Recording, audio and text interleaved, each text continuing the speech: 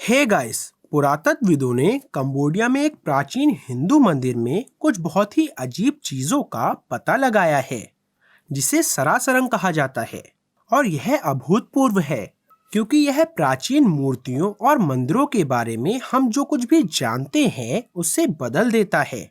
यह सिर्फ एक पत्थर के कछुए की तरह दिखता है ना? लेकिन जब उन्होंने इस पर टैप किया तो इसका खोल ऊपर से फटने लगा और दरार एक अच्छे छोटे आयत में विकसित हो गई। मुझे इस बात का फुटेज मिला कि कैसे पुरातत्वविदों ने धीरे धीरे एक तेज ब्लेड को दरार में डाला और फिर ब्लेड को दरार के चारों ओर घुमाना शुरू कर दिया और दरार को बड़ा कर दिया। और फिर उन्होंने इस पत्थर की मूर्ति को एक कंटेनर की तरह खोल दिया। अंदर एक बड़ा आयताकार छेद है जिसमें एक अजीब जेल जैसा पदार्थ था, लगभग गीला सिलिका जेल जैसा।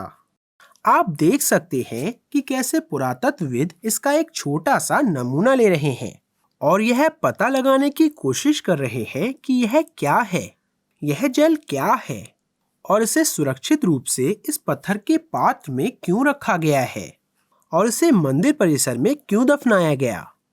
विशेषज्ञ पुष्टि करते हैं कि यह कम से कम 1000 साल पुराना है, लेकिन यह बहुत पुराना हो सकता है। यह एक अद्भुत खोज है ना? लेकिन पुरातत्वविदों को कुछ और भी अजीब मिला है।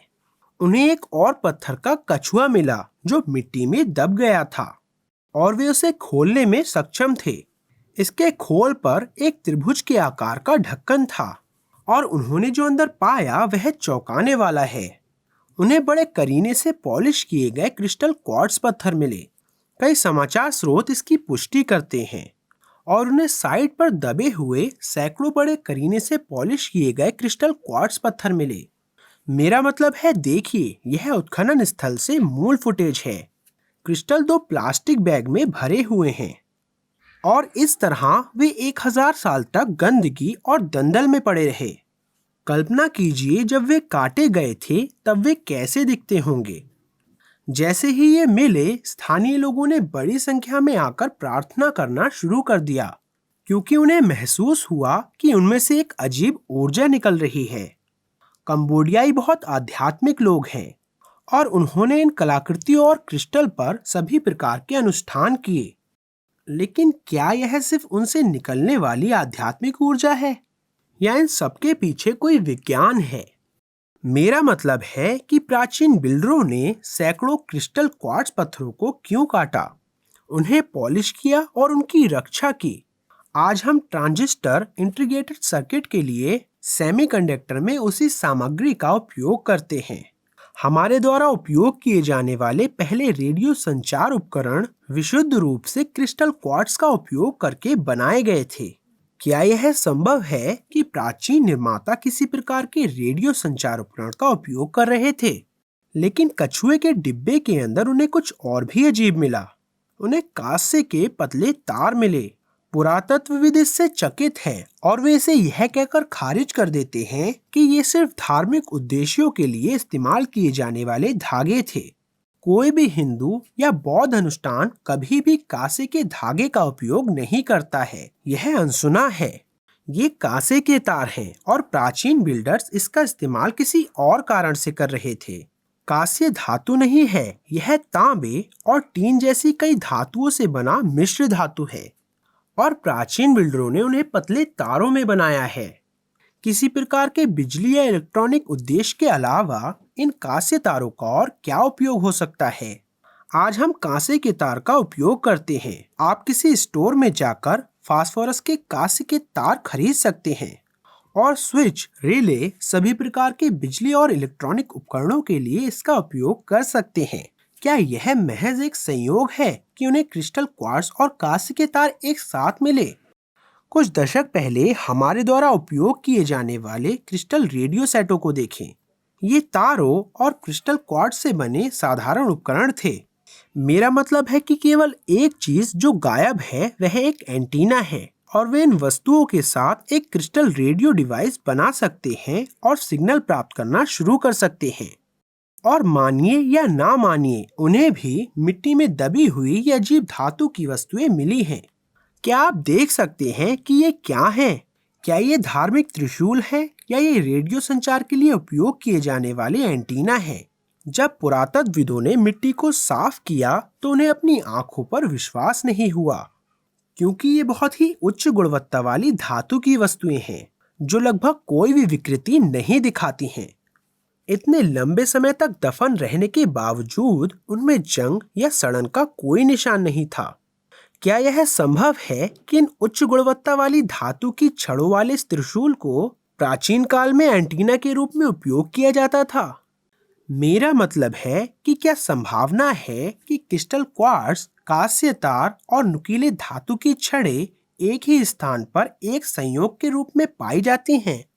हम इन तीन वस्तुओं के साथ पूरी तरह से एक क्रिस्टल रेडियो सेट बना सकते हैं और सिग्नल प्राप्त करना शुरू कर सकते हैं। हमें बस इतना करना है कि इन्हें वांछित आकृति में ट्यून करना है। वह कितनी आवृत्ति होगी?